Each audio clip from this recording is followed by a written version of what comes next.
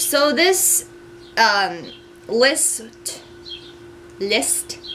this list was something about me, but then I couldn't come up with enough stuff about me, so I made it about everybody. Things we all miss about Disney World.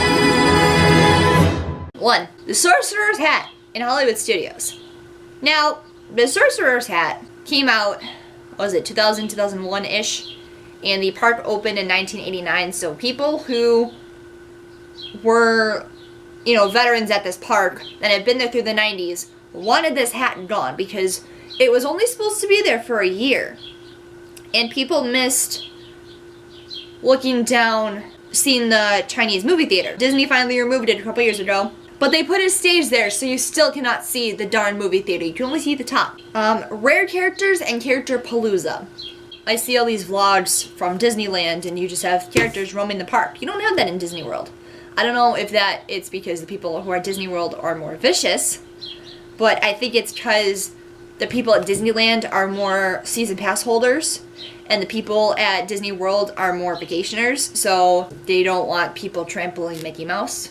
Well, I don't think Mickey Mouse would roam the streets, more like Goofy would, but you know what I'm trying to say. I don't have any pictures of it because this would be when my mom would be sitting for the parade, and I would go with my dad to go walk around or whatever. My dad wouldn't take the camera because he doesn't know how to work this devil thing, which it was one of those, you know, roll, flip camera thingies, the one with the film, and all you do is click the button and then, you know, and he didn't want any part of it. So I have Meg's autograph from Hercules because he thought she was Jasmine, but on a picture with her because my dad didn't want to work the camera. Blame my dad. Me specifically, I miss Tarzan the show and Animal Kingdom.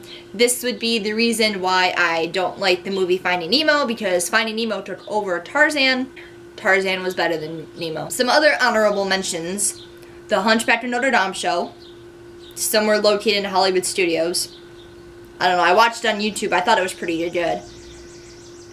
The Jungle Book show, which was actually the show before Tarzan, so it was Jungle Book, then Tarzan, then Finding Nemo. Cinderella's Surprise Party at the Castle, that was my favorite show in the world. It had the villains, it had Cinderella's royal family, and then the characters would always come down and meet for a meet and greet after the show. That's what I probably miss one of the most things, that the characters would come down from the show and meet. You know, I got Susie and Perla a few times. I think I got the King and Grand Duke maybe once, maybe not. Maybe I'm just dreaming. And then there was this one time when I got the Queen of Hearts. She was meeting on Main Street.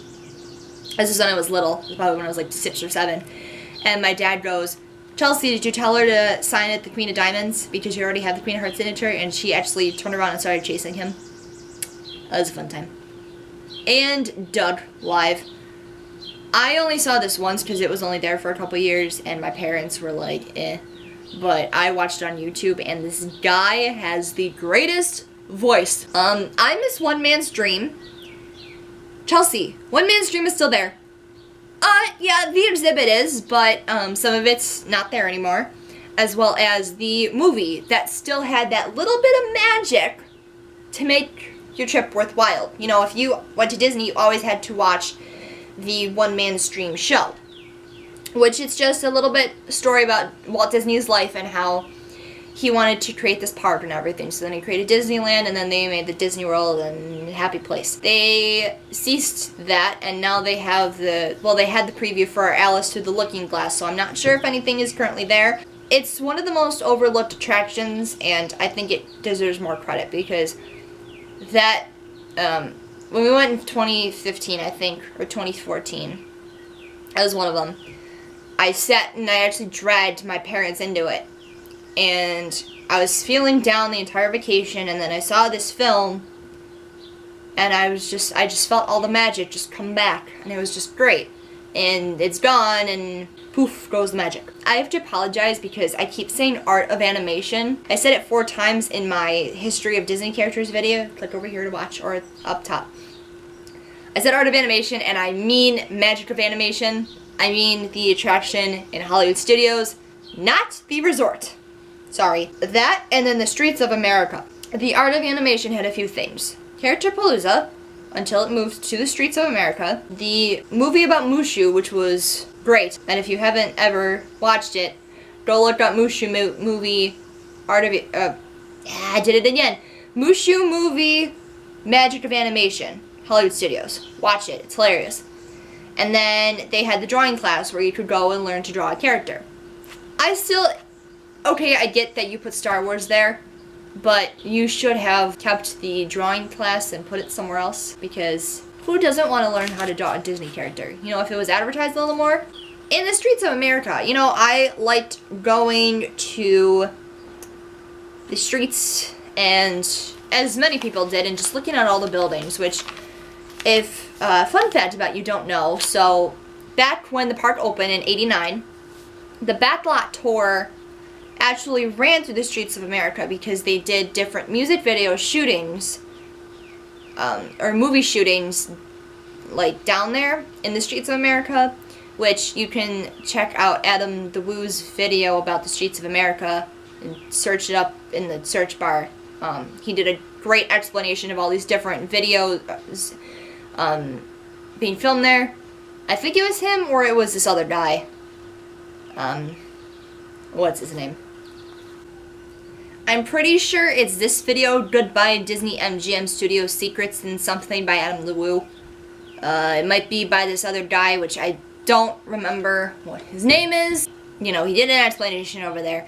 And then they got rid of all the, like, the houses and everything, so then it was just all the movie props, and now they just did away with Backlot Tour completely, which, one thing I want to go to Universal Studios in Hollywood is because they have a 2-hour long tram tour or something, so they take you through Jaws and Whoville and a bunch of different movie sets and have like real life actors playing on it. I think that'd be really cool. Toontown, I'm sure everyone misses going through Mickey and Minnie's house.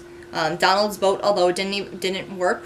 That's all fine and dandy that you have the princess castles because it makes sense, but I would still like to be able... Sorry, there's like a fly flying around.